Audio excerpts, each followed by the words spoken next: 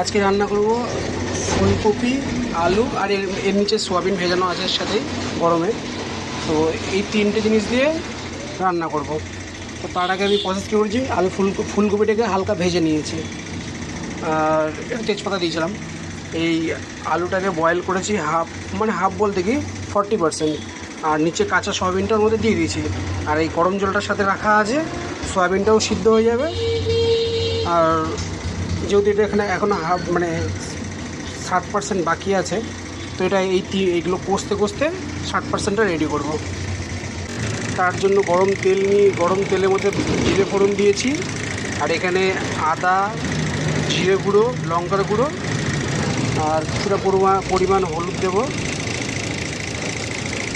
এগুলোকে একসঙ্গে ফেটে নেব। আর এই গরম তেলে দুটো টমেটো ছেড়ে দেবো। এই মশলাটাকে ফেটে নিয়েছি, এবার এর মধ্যে দিয়ে দেবো। মশলাটা কষা চলছে, মশলাটা ভালো করে কষা গেলে আমি এখান থেকে আলু ও সয়াবিনটাকে দেবো। জলটা দেবো না, জলটা পরে দেবো। আগে কষবো ভালো করে, আপাতত মশলাটাকে ভালো করে কষে নিই। মশলাটা থেকে খুব সুন্দর তেল ছেড়ে দিয়েছে, মানে মশলাটা আমার কষা হয়ে এসছে।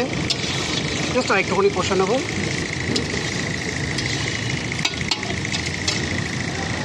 কারণ মশলা যদি কাঁচা থেকে যায় ওর একটু কাঁচা ফ্লেভার চলে আসে, তাই ভালো করে কষে নেওয়া ভালো।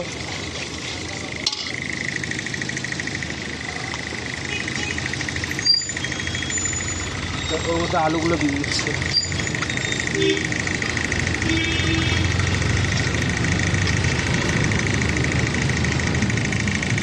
এই যে আলুর সঙ্গে সোয়াবিন,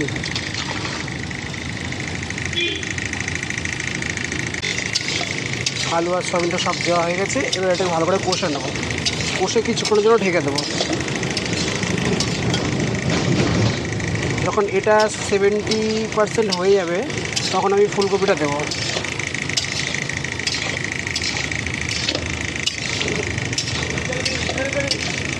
এবার এটাকে এখন ঢেকে রাখবো কিছুক্ষণের জন্য।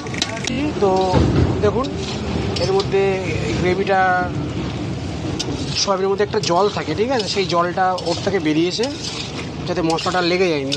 তাই যত ঢেকে দেবো সোয়াবিনটাও সেদ্ধ হবে, আলুটাও পুরোপুরি সেদ্ধ হতে শুরু করবে। যখন এটা 70% হবে তখন ফুলকপিগুলো দেবো। যেহেতু ফুলকপিগুলো হাফ ডান করা আছে, তো এখন এটাকে কষে নিই, আবার একটু ঢেকে দেবো। এই সোয়াবিনটা কষা হয়ে গেছে, তো এবার আমি এই ফুলকপি এর মধ্যে যে জলটা আছে ওটা দিয়ে দেবো। এবার নেড়ে চেড়ে আর একটু জল দিয়ে ঢেকে দেবো। আর লবণটা একটু দেখে নেবো, লবণটা যদি ঠিক লাগে তাহলে লবণটাকে দিয়ে দেবো।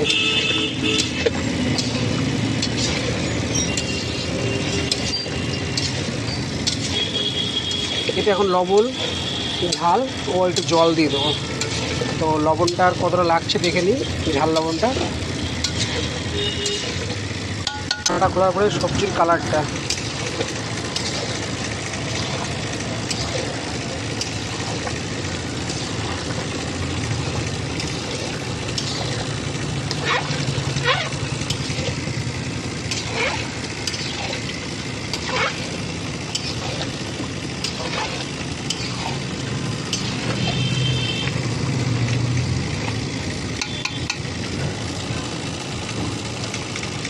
তো আলুটা বয়েল হয়েছে।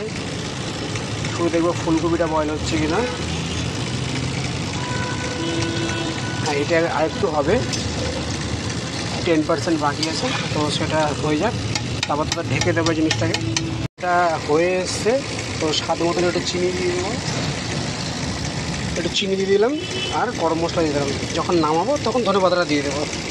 তো এটা দিয়ে আমি একটু ঢেকে রাখবো কিছুক্ষণ।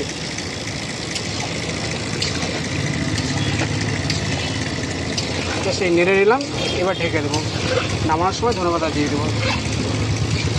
শুধু কালারটা দেখুন, টেস্ট অটোমেটিক বুঝতে পারবেন না রান্না করবেন। এবার ধনেপাতাটা ছিটিয়ে দিচ্ছে। সেটাকে নেড়ে দেবো, ঠিক আছে, নামিয়ে দেবো।